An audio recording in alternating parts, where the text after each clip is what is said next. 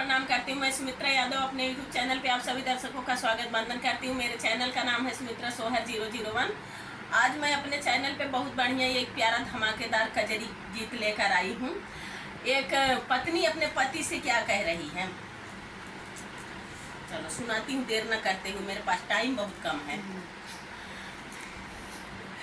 अखिया जो है बलम कही रहिया, कहिया अइबा संवरिया ना। अखिया जो है बलम कही रहिया, कहिया अइबा संवरिया ना। संवरिया ना हो, संवरिया ना हो, संवरिया ना। कहिया अउब्या संवरिया ना। आखिया जो है बलम कही रहिया, कहिया अउब्या संवरिया ना। बादल गरजई बिजुली चमकई, बादल गरजई बिजुली चमकई। रिम झिम बरसई सावनवाना, रिम झिम बरसई सावनवाना। जल्दी आजा बलम बेईमनवा, सावन मस्त महीनवाना। जल्दी आजा बलम बेईमनवा, सावन मस्त महीनवाना। ए सावन मस्त महीनवाना, सावन मस्त महीनवाना। जल्दी आजा बलम बेईमनवा, सावन मस्त महीनवाना। आखिया जो है बलम कही रहिया, कहिया अउब्या संवरिया ना। संवरिया ना हो, संवरिया ना। कहिया अउब्या संवरिया ना।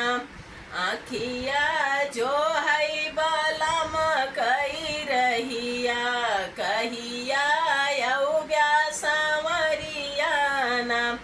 रोज सवेरे देवरन झगड़ा मचावई, रोज सवेरे देवरन झगड़ा मचावई। हमारी करई ससतिया ना, हमारी करई ससतिया ना। सासु ननद मिली मारई तनवा, साहबन एकहु सजनवाना। सासु ननद मिली मारई तनवा, साहबन एकहु सजनवाना। जल्दी आजा बलम बेईमनवा, सावन मस्त महीनवाना।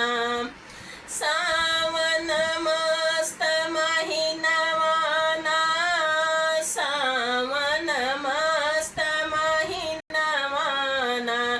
जल्दी आजा बलम बेईमनवा, सावन मस्त महीनवाना।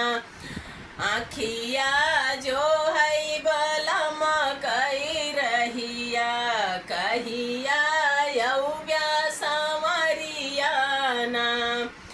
आखिया जो है बलम कही रहिया, कहिया अउब्या संवरिया ना।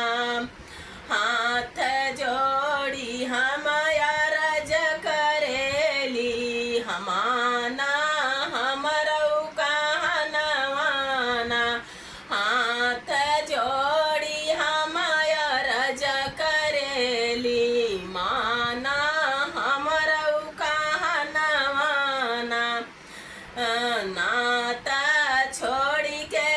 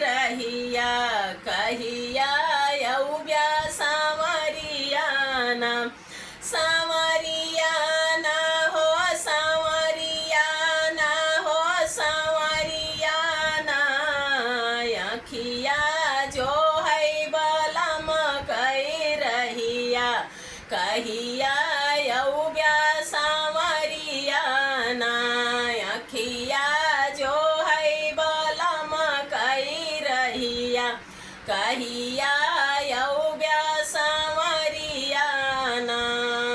तो दोस्तों ये रहा कजरी गीत। इसको ज़्यादा ज़्यादा शेयर करना, फुल वॉच करके सुनना, कमेंट में बताना कजरी गीत कैसा लगा। मैं आपकी सुमित्रा।